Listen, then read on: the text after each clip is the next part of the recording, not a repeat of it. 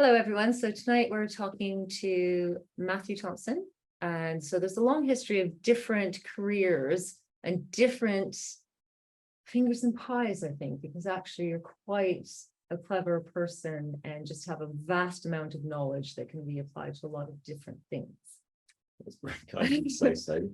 Well, and I wanted to talk to you tonight just about how grief affects change, or change affects grief, in terms of your personal experience of going through different moves in life, career changes, losses of family. It's been a long few years. And so I just wanted to have a chat with you. Okay, thank you, Marianne. So, I mean, I guess I describe myself sometimes, if I have to put a label, which I don't like doing, I would characterize myself as an activist and a social entrepreneur, in the sense that I intervene, I get into things where I see problems, I try and solve them. Not everybody's problems the whole time, but you know, as you know, right now I'm working to reopen the swimming pool that the local authority closed. I'm working to convene the Sustainable Food Network for Cornwall, and to get food activists and farmers and health practitioners working together to create a resilient and sustainable food system for Cornwall, here in our corner of the UK, the best corner of the UK. Yes. And yeah, I mean, I've done a lot of different things in my, I find the word career a strange thing, and it works if you think about a boulder careering down a slope, zigzagging around and bouncing off things. That would then be a correct description. That's a really good visual of image, my actually. career. So I tend to do things that people ask me to do. I occasionally apply for jobs, but usually only if I've been asked to, because people want to see if I might fit in their equation. So the last job I had, as you know, like a big chief exec job, was running Generalist 15 in Cornwall and the Cornwall Food Foundation. And before that, I was chief exec of another charity, which I established as a charity.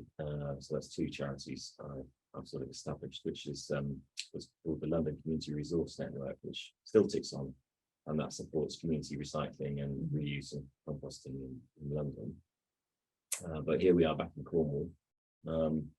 Last year I built I project managed and did a fair bit of the delivery of an electric vehicle charging network on the Isles of Scilly. And that was 2021. But in 2020, as the world closed, I got busy setting up temporary care homes for people who were medically fit but needed social care, and for whom there was no room at the inn anywhere in our part of the world. So it was a huge issue. It was a huge issue. We only have one big hospital here in Cornwall. It was filled with people who had nowhere to go, and the clinicians were deeply concerned about bringing COVID patients into that. So we had to quickly find a way of clearing them. So I've got quite a few friends in the hotel industry, managed to get a few hotels licensed to work as care homes through our Care Quality Commission, and work with the team, pull together a team across the social care piece to do that, works with the health system, and got hospitality workers trained as auxiliary healthcare assistants or social care assistants. So, kind of projects, that's what I'm doing now. I do projects, I do things that people think I might be good at, and I do what I can. Which is quite a lot, actually. That's quite a huge I would no. I mean, I'm naturally lucky, and I'm naturally optimistic. So that is, I find, a big part of anything. Really, if you believe in the future and the way through, then often that's just the missing piece. So that's quite often what I bring to the project, is a kind of yes we can, and a push, and preparedness to take risk, and a confidence that the best thing will happen, unless it doesn't, and then if it doesn't, we'll cope. So that's my kind of outlet. I find your topic really interesting about grief, and obviously that's why we're here talking about it.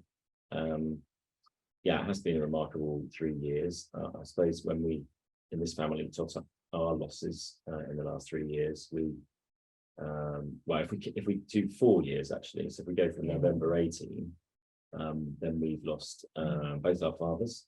We've lost 3 dear friends, favourite uncle, a couple of other relatives and friends, and a business, big business fail. So there's been quite a lot of loss, and there's been Huge amount of change. Huge amount of change, and quite a bit of grief. But I would say that's probably not been as much space. There's not been as much space for grief as perhaps the loss would warrant. You know, and I've been also reflecting on the difference between grieving and mourning. I've decided, I think, that mourning for me is about honouring and sort of missing and loving the person or thing you've lost, whereas grieving is something a bit more inward, perhaps, which is about you and your relation to the world. And that, but you see, I'm my wife does read books about grief, and to process a lot of the grief she's had, she has done work on that side of things. I haven't. I've just been feeling my way through what it means to have lost what I've lost, and who I've lost, and to find a way of coming to terms with that in a way. And I think, for me in particular, with respect to losing a business, it's closely associated with shame. And then that makes me, because obviously I made mistakes, which led to the death of that business.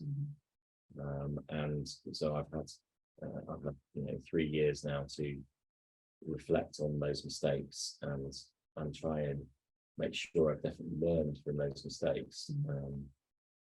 There's very little I'm so far been able to do to make good to anybody else who was harmed in that experience. So, the shame lives on. And I sort of wonder if actually whether it's regret, guilt, shame, that kind of constellation.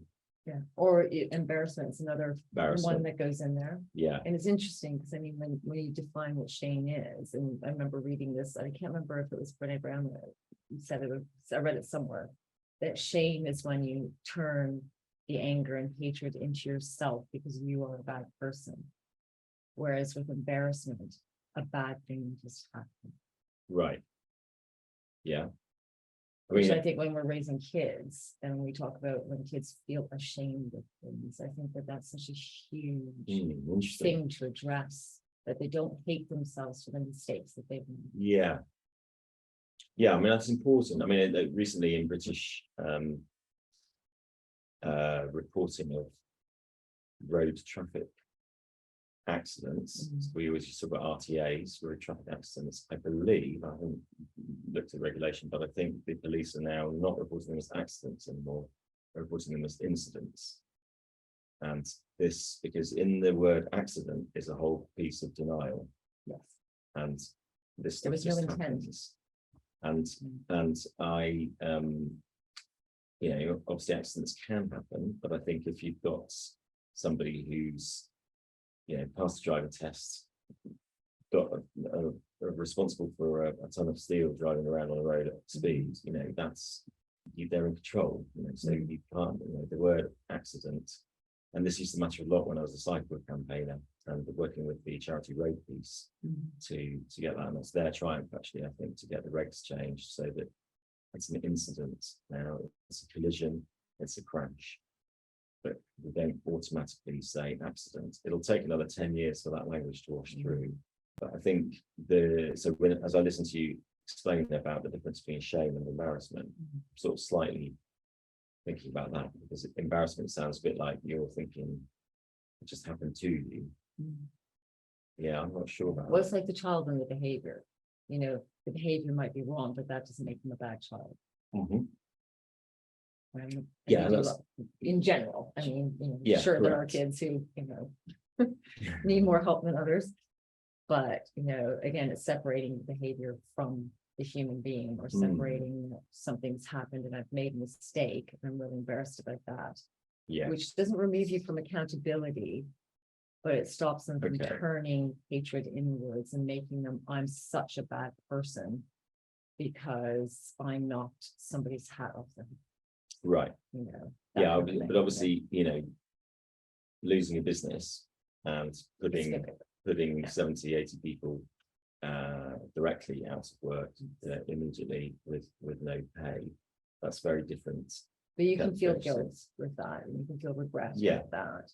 But I would still counter that shame is about making you a bad person, feeling like a bad person in terms of the definition of what shame is. Yeah, well, so maybe that is this process. I mean, I don't. You just never would use the word embarrassment for that. You know, No, that's but regret or guilt would But I be- think shame is, yeah. I mean, I'll reflect on that. But I think shame is valid where you've made a catastrophic error. Well, anyway, I think when we ran into each other after all of that had just happened, I think you were definitely in that, you know, because I think you took a colossal amount of responsibility. Yeah, but you For know, it. if you're a chief, that is the point. You are Yes. colossally responsible. That's in the job. I know, you but a know, lot of people do not do that. No, I appreciate that, but that's a ridiculous financialized capitalist culture we live in. I mean, it's just nothing to do with actual real human beings. You know, that's just bullshit. Am I allowed to say bullshit? No, there's always a human cost to everything. So I think, you know, Yeah. so you know, I was responsible for that failure, and even obviously you know, and I went through various processes of understanding exactly what my responsibility was. You know, what was it I hadn't done? Actually, it was things I hadn't done were more important and causative than things I had done. You know, so but my fundamental failure was one of oversight and control on a financial system in the business. And you know, it wasn't mine alone. You know, there were other people who also had responsibilities in that supervision and oversight. And obviously, in terms of actually, you know, losing the money, you know, that was somebody else's job, you know, to not lose that money. You know, but I was responsible for making sure that person did their job. So that's the fail. And you know, 15, for those people who don't know, 15 was a brilliant initiative set up by It was Jamie Oliver. fantastic. Yeah, really good. In I think actually 20 years ago, 2002, he set up the first 15 in London, and then the second 15 was in Cornwall. And you know, we trained over 300 chefs in the Cornishman. So I think across the London one, there was a spell of one being open in Australia, a spell of one being open in New York, and the one in Amsterdam. I think collectively they must have trained over 1,000 chefs, and at a time when that was really necessary. But it wasn't just any old chefs; it was very much focusing on people with massive issues, lots of guilt and grief and loss and shame quite often, and helping them discover themselves through food. And then the charity on the side of that, Cornwall Food Foundation, was taking that a step further and out of a restaurant kitchen into the community. So food skills as life skills, food as a means of self-actualizing, food as a route to making yourself a better person, all those things. And yeah, magnificent. And 15 Cornwall was the last one. You know, we unfortunately, the others had already closed. And we really thought we were going places, and you know, it was just a tragedy to lose that and for that to close. But you know, one of the best restaurant managers we've had, Leanne, when I had a horrible meeting, the worst meeting of my life with all our staff, to tell them it was over, the dream was over, and we were closing. She had a go at me, obviously, and said, look, you know, your problem was you were distracted. You were looking over here, you were looking over there, you're doing all these other things, these fingers in pies that you alluded to, and she's not wrong.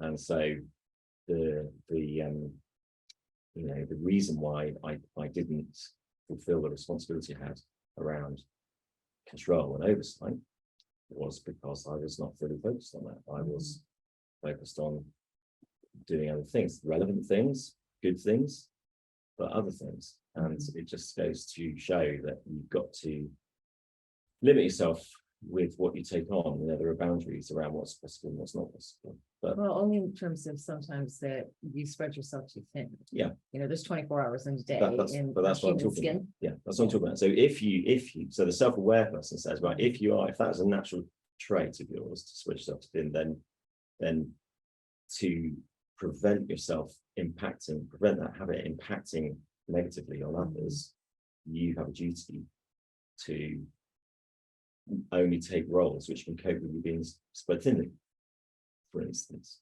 as a way of looking at it. Yeah, so that's a learning, I suppose. You know? So does that mean I will or won't be a chief again?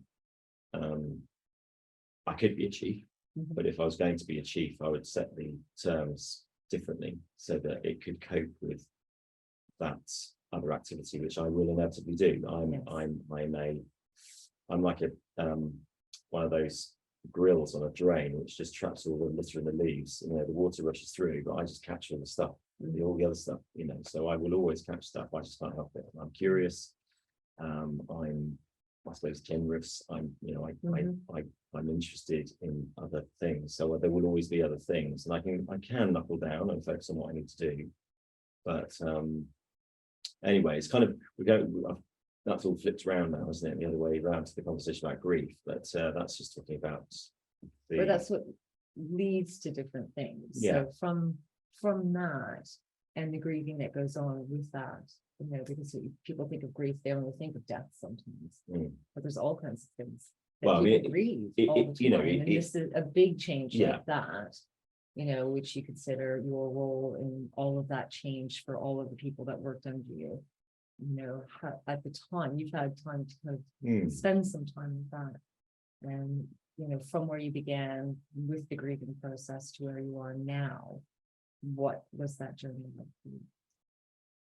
Yeah, well, it hasn't always felt like a journey. That's actually the case. You know, there's been elapsed time, but obviously when you are chief, I've been chief of organisations for 14 years up until that point, and so you've always you just got to bring the shit forward. You've got to keep filling it with money, filling it with activity, you know, motivating people, you know, giving it purpose, and I love that.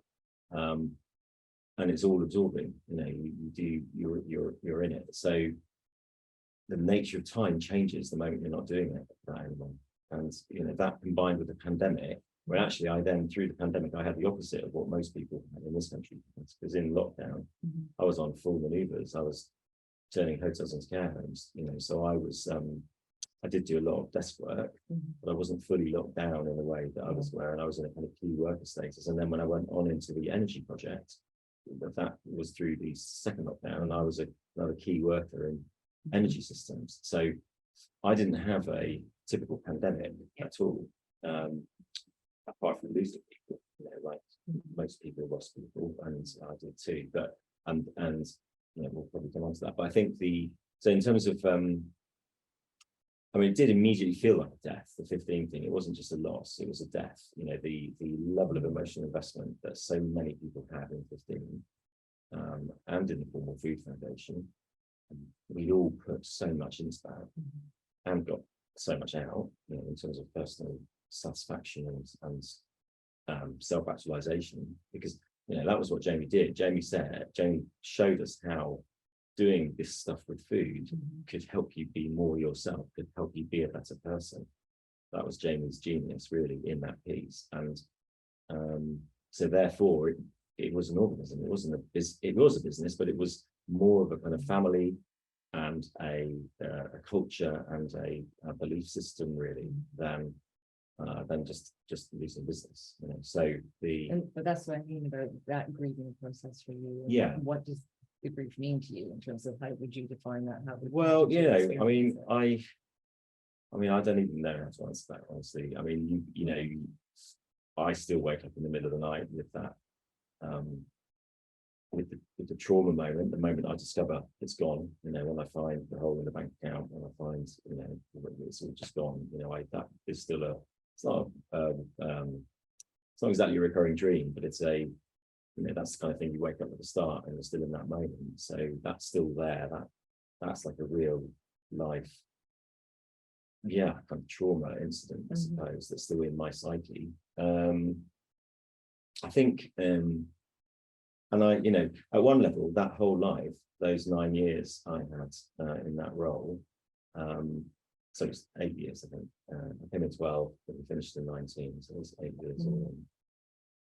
It just feels like a totally different life, but I think that is the same for anybody my age looking back on different eras, So I suppose the thing about it having died the way it did has pushed it further back into my past than you would normally think about something that just finished 3 years ago.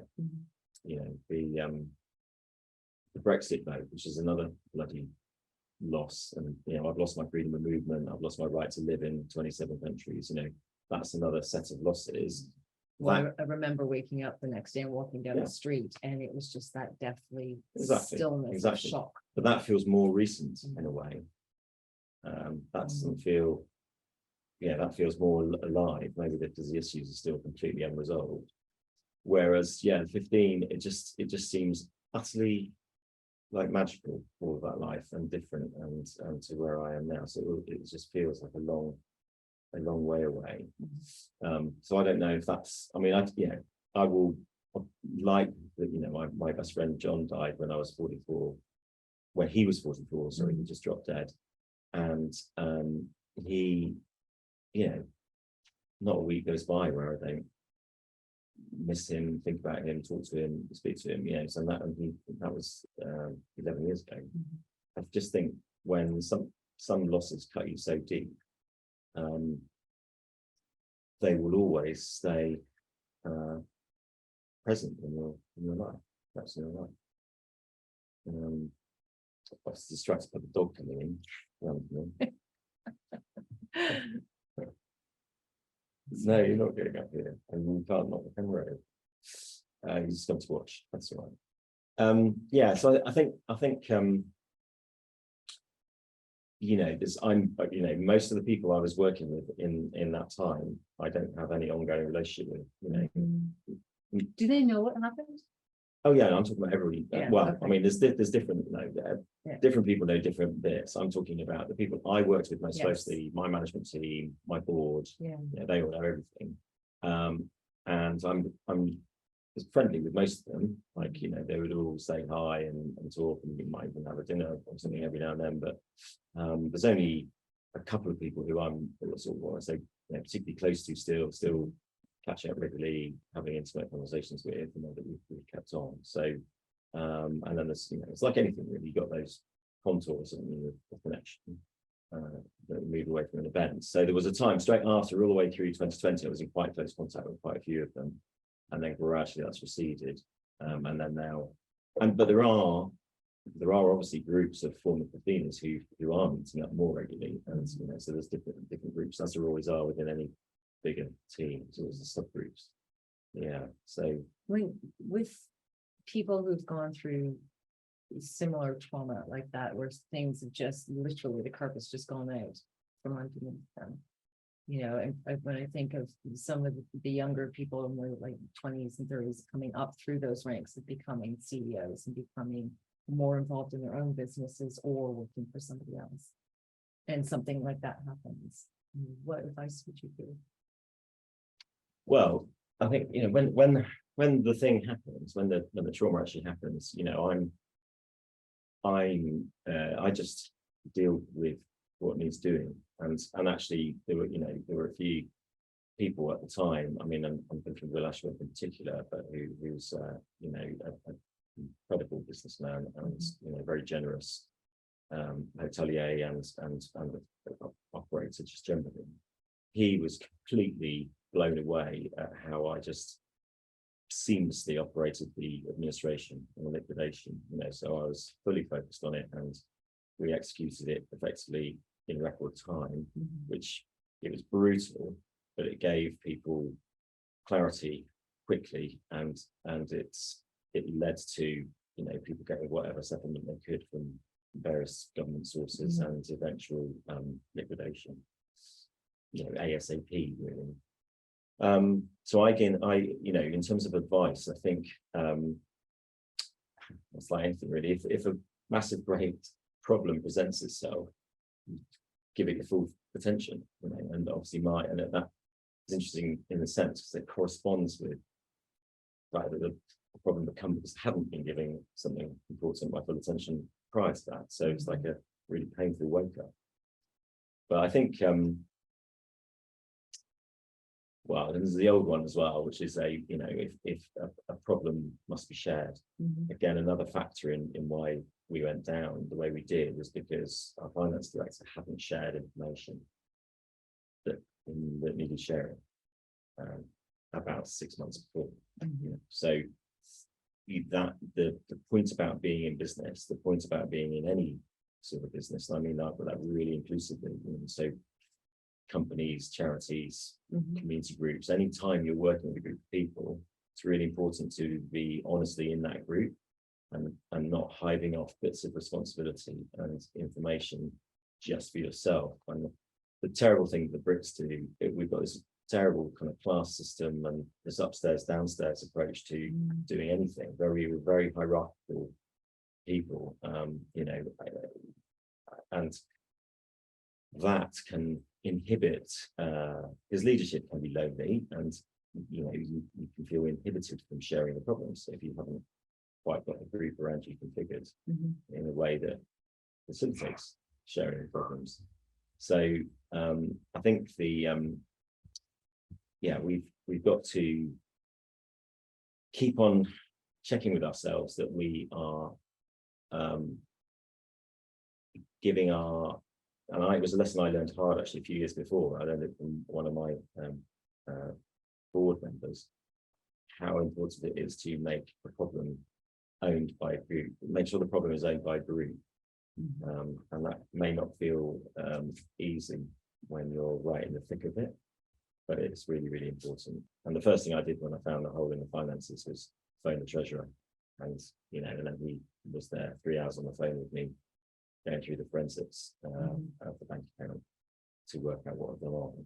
And I wouldn't have been able to do that on my own. I mean, I was shaking so much, so even just being able to phone him and go through it together was a really important first step into the thick of it in terms of resolving and running the problem. So yeah, and I guess the thing is that helps then as well is you got shock. You do have shock. Your question is about if somebody, if a young person or a younger person is experiencing. Well, it doesn't necessarily have to be a young person. It can be anybody that was in your position suddenly finds that. It's interesting because some friends of mine have just recently gone through this with their business, where the accountant had not been paying what they were supposed to be paying. Yeah. And has absconded. Yeah. With an enormous amount of money and basically shut down the company. Yeah. So, and similar kind of thing. And it's interesting because I've run a small business for 20 odd years. And I have to trust my accountants so much, because there's a lot of intricacies that, it's not my gig, but I still have to understand it on a small level. I can't imagine on that massive level when you've got so many employees to get into that nitty gritty and to make that a consistent thing that you have to make sure on some level that that's functioning. Well, I think it's not, so the way you describe it, it's all about individual transactions. And I think, what we're talking about, what failed in my situation was the system. Yeah. So, in fact, unfortunately, the evidence has disappeared. We will never quite know exactly what happened to transaction at 15, and that's unfortunate. But it's a case that information was lost. But systemically, no one person, especially not in a charity setting, no one person should have absolute control over anything. There should always be, I talk about triangulation, you have to have a triangle so that it takes 3 people to know everything, to know things. And what happens when if one person, and it goes back to that sharing information piece, if one person ends up with too much of everything, then you are, the risk is that it's not just about over trusting. It's about the fact that you've not got your checks and balances working properly, and ultimately that's what happened there. And there was no bad faith about that, really. There was there were oversights, serial oversights, and it's hard. So I think, yeah, I mean, I think in terms of the coping with what your friends gone through, that sudden thing where there's very clear, which is, that's a different situation to ours. There's a kind of comparable experience of a sudden loss, and it's true, isn't it? Well, it comes down to oversight too, though, doesn't it? Yes, it does. But the thing, I think also, you look back at things, don't you? So actually, there are a bunch of signs in our situation throughout 2019 that, in hindsight, you look back and say, "Ooh, we should have related that to that and that to that," and we ought to. Had we done that, hindsight's the most powerful weapon, right? You can look back at something and see stuff you couldn't have seen or you didn't see in front, and then you can look back and say, "Well, I ought to have seen that," and that might be valid. And that's where you get into the systemic correction thing. And I think, but I think again, just the broader points about loss and grief and change. What we've had is a lot of sudden death. So the business was a sudden death. I had two dear friends commit suicide in lockdown. I had another dear friend just dropped dead of a heart attack, and he was a young, fit guy, young like my age, but it's just not too soon to go. Normal, and even my dad, he was sick for a few weeks, months, but it was all quite quick. And it's and same for Fran's dad, so and my uncle, which was he'd hid from COVID the whole way through, and it was when he went to get his booster jab that he got infected and died of COVID. So these things all happen very quickly and very suddenly. So it's I think in some ways it's better. It's better for all parties for things to be quick and clean. It's a level. That's kind of the theory. But I've got no comparison because I haven't. I mean, my mum did die of lung cancer, and I looked after her for 3 months as she got worse and worse. But even so, 3 months isn't that long, and you kind of you could see what was happening, and that was quite clear as well. So I'm aware that a lot of people, in fact, perhaps the more common experience of death is to have a longer wasting kind of disease, or I haven't had that, so I've only got kind of sudden loss to go on. So and do you find that the shock, just from your own experience, does it make the grief harder? Well, I don't know. Because grieving just comes from my experience, it like with my parents, losing both my parents last year, it's almost like a wave that comes through, and like something will trigger a memory or a song, or somebody will come out with a statement, "Oh my God, my dad would have said that." And I just feel like, feel it, and I'm sad for the missing, but I'm in a stage where I miss them and I love them.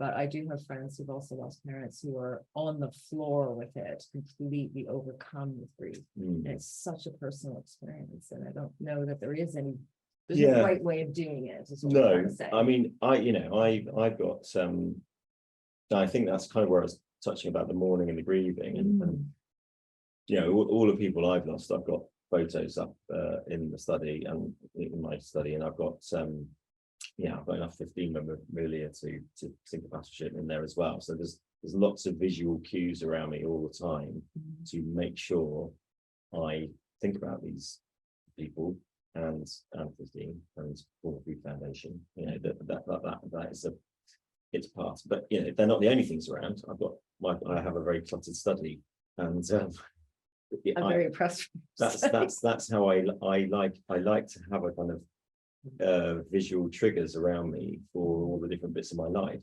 and they're all just part of it. So it's kind of like a shrine in a way, isn't it, of sorts. But I'm still not totally convinced I know exactly what grief is. I can feel sadness, I feel regret, I can feel a shame thing. I would never think of shame as part of grief. I think grief is where you're just where you actually allow yourself to experience suffering, perhaps, as distinct from the other things we talked about, mourning and so on. So, yeah, and that's probably that 3 a.m. wake up moment where, you know, I mean, as it happens, last night I went to see an amazing band from Soweto, Johannesburg.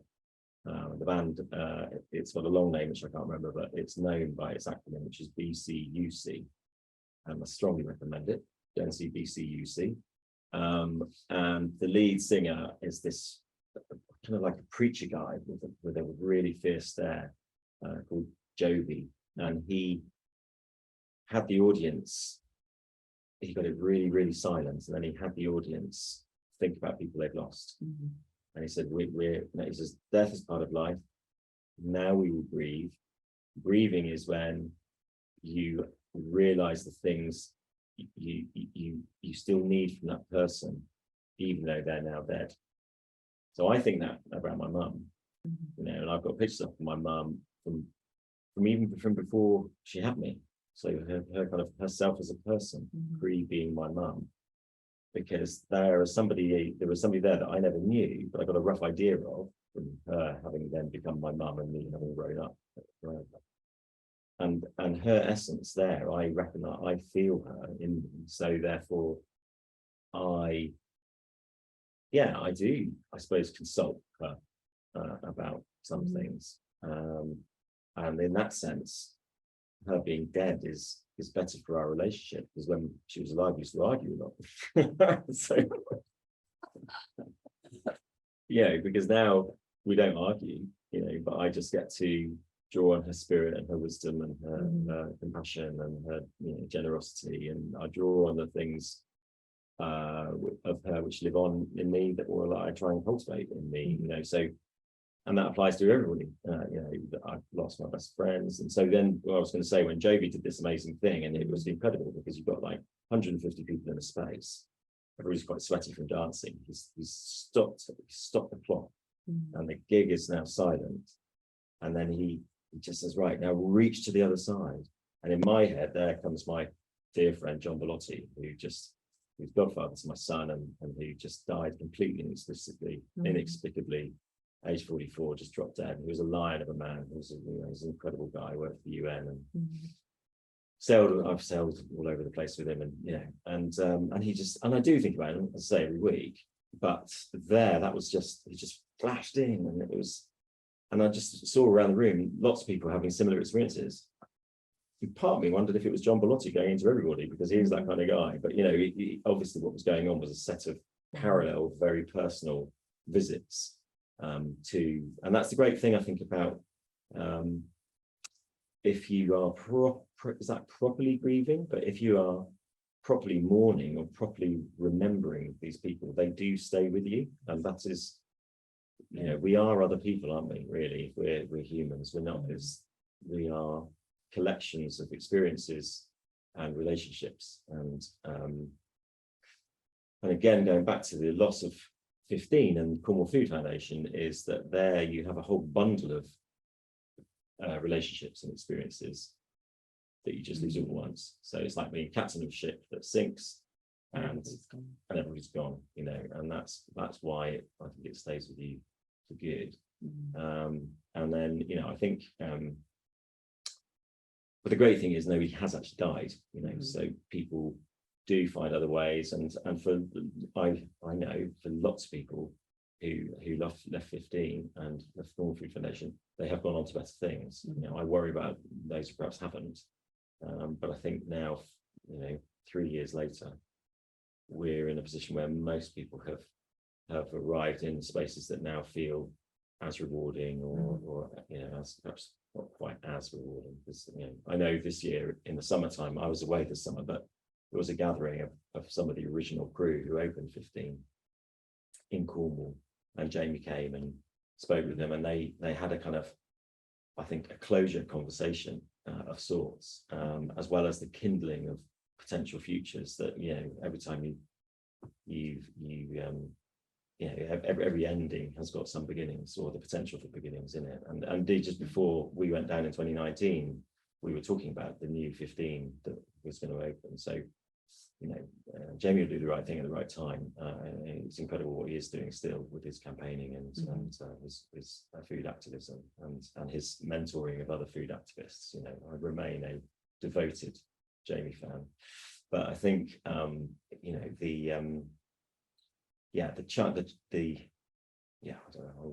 leave that. But my last question is, with an experience like that, going through all of those different emotions and all the different layers that are there with everybody that was involved, do you think there's a point where there isn't shame and there isn't suffering and there isn't the sensation of loss with that, but there is just the wisdom that's left from all the hindsight and the lessons through all of that? For me, you in particular, no, I don't think so. You don't think there's an end to it? I can't imagine that. Yeah. No, I mean, it's in the year after it happened in 2020, and I was having to. Well, actually, funny enough, because of lockdown, I didn't have to explain it to very many people at all. But over time, you start explaining to people, and I've been told I've got lung cancer. I've had my parents die. I've had lots of dear friends die. I've had mates kill themselves. I've had a lot of loss and trauma. Nothing in my experience was worse than having to gather the amazing people who were the Cornwall Food Foundation and 15 Cornwall and tell them it was over and tell them they were out of pocket. That was, I can imagine worse things. I wouldn't like to have my nails pulled out or be strung up bloodily by hooks through my.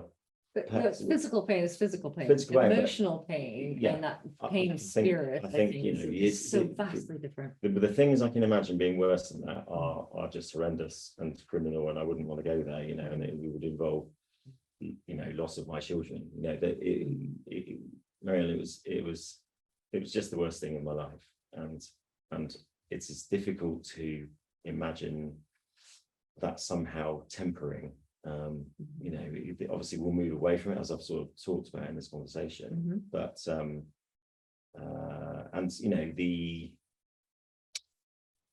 it'll probably help over time. I will see more and more people, I hope, who traveled that 15 and Food Foundation journey with me. And it's not like I need every single one to forgive me, because that's not how it is, but it's, I don't know, it's something about the feeling of kinship that you enjoy in that space. I don't need to be part of any gang, but there is a thing around, well, there's still a hole there, though. It's a good question about the shame. I doubt it. Knowing what I'm like, I think I'd have to do something truly remarkable, which lots of people felt really good about, to eclipse that failure, that loss. That would have to be how it happened. And right now I can't imagine what that might be, but take over till we about these things, but true. And there's still a lot of room for growth in there. And I mean, my wife says that I should do some sort of formal therapy and get help working through it, and perhaps that's correct. But there is something about, I don't seek comfort in my life. I am very comfortable, but I don't seek comfort. I'm okay with having to confront myself every day really about it. I do. So and there's so many different approaches to moving through things like that. And I think it's interesting from my side of things with the work that I do, people who have gone through tremendous traumas, and how they survive them and how they navigate them, and what comes next. So, and looking at how trauma reveals itself in the physical body, in terms of chronic illness, in terms of stress, and everything that comes with it. In terms of relationships and building trust and building safety in those circles again. So I think it plays a huge role, and I do think that it comes to mean different things at different times. So it's not as raw. Yeah, I agree with that. And what you said before about waves, I think that is also true. Mhm. I do. Yeah, so I was just answering that specific question, do I think it will ever? But I agree, it changes over time. So, but ever is kind of a closing word. And I think it's interesting to say about, well, so I think, how it manifests differently in different people. As people get to know me, people find out a bit about my childhood, and it does all connect. There was a fair bit of trauma in my childhood. I had a great childhood, but by most external characterizations of various adverse childhood events, then I didn't. So but that tension between what the kind of stats say and the incidents say, and how I survived, Your perception of things is different. So I think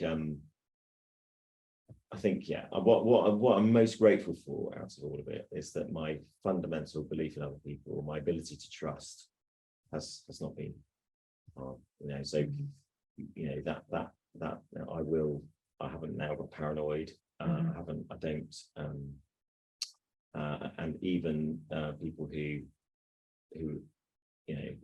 may possibly have no, I don't want to go down that line, but I think I'm not saying I've got full forgiveness or anything, but I think I'm I'm that sort of, I can see, I've got a good context in which I can put all of that now. So Makes sense for the minute. It's a work in progress. Is there anything else that you'd like to say before we wrap up? No, I mean, good luck with the project, really. I mean, I think, like I say, going back to my South Africans from last night, it's so clear if you are a young person in Soweto, the amount of loss you've experienced already in the last 30 years. If you're, let's say, I don't know how old, this is probably mid-30s. This band leader, he the level that we talked about my loss, but his loss would have just been incredible and that's just socially normal, that level of loss. And so to some extent now what's happening in Britain, I think, is really potentially interesting, because we had a higher than average death rate.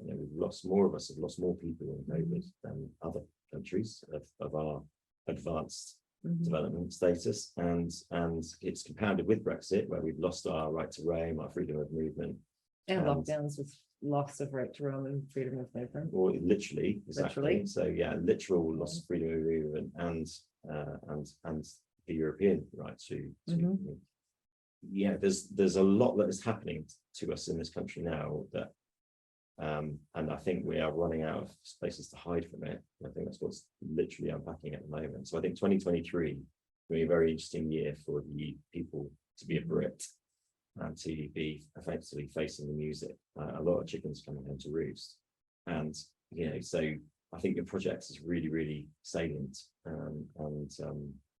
Like I say, I'm not sure I exactly know what the brief thing is, but I think the way you couch it as a brief change loss thing is but that's why I use the term journey, because it's different for everybody. It's a very individual thing, but there's so many things that link into it, and the idea that it does hit in waves and different, and some of those are quite pleasurable and full of memories, and other ones just overwhelm and take you down. So like your 3 a.m. experience.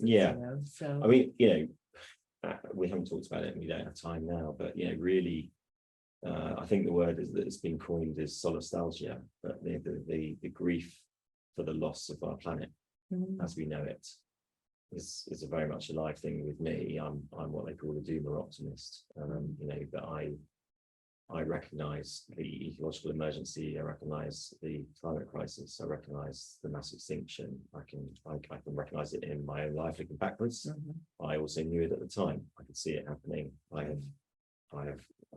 Well, and Zach Bush would call that the sixth extinction. He's gone into that quite in depth. So all of that is a kind of grief that is not yet properly acknowledged in society. and It's there for everybody. and Yeah. everybody's in it in different ways. And I think, you know, the brave people of Just Stop Oil who climbed the bridge just the week we're filming this, you know, and interfered with the 6-lane motorway just to make people think about how we've got to stop using oil right away. You know, we have to do that. They are, so I think they're probably drawing on their grief to power that, you know, based on my own experience. I'd say It's difficult. The whole idea of like the activism is so important, but sometimes it needs more than that, you know, because it's a massive change in the whole structural element of how everything works. And sometimes you're so quick to want to take away this, but actually that leaves a gaping hole. You know, where people can't go to work and people can't go to school and there's no lights going on and there's no heat in the schools, which is coming anyway, apparently. But yeah, so that, but yeah, it's a conversation for another time. It's a big, it's a huge you know, one. yeah, it's a huge one. I think so important. So well, you know, a dear friend who, again, not somebody I've seen lately, but who we've had some really intense experiences together, and I knew we hadn't seen each other for a long time. We hadn't seen each other for like, and it's what happens with us. 10 or 15, well, actually 16 years we hadn't seen each other. We went sailing as well, I think. So we were sailing, and he said to me, "You know, I don't remember you being so preoccupied with your own comfort." You know, I was a bit soft, but he was challenging me because 16 years before I hadn't, you know, I was like, yeah. And here I was 16 years later, a bit soft, and oh, that's a bit hard. And it was such a good sort of slap that he gave me, because I was like, yeah, but actually comfort's not that important to me. It's not. I get it, for some people it really is. But it's a habit. And I'm sitting here on a nice soft sofa, but it's a habit. And I think, going back to what's that advice for other people in these situations, don't overvalue comfort. You can cope with discomfort. That's one thing you really can cope with. You know, you can cope with much more discomfort than you think. And again, that's kind of what the messages were from our wise South Africans last night. The BCUC, they were basically saying, with your heart, with your soul, with your mind, that's all you've got. No one's coming to rescue you. That's what you've got, and it's always enough. That's a huge message. Thank you very much. Yeah, thank you. That's great. Well, it's a really lovely conversation. Well, yes, thank you. No, I enjoy it. Thank you very much.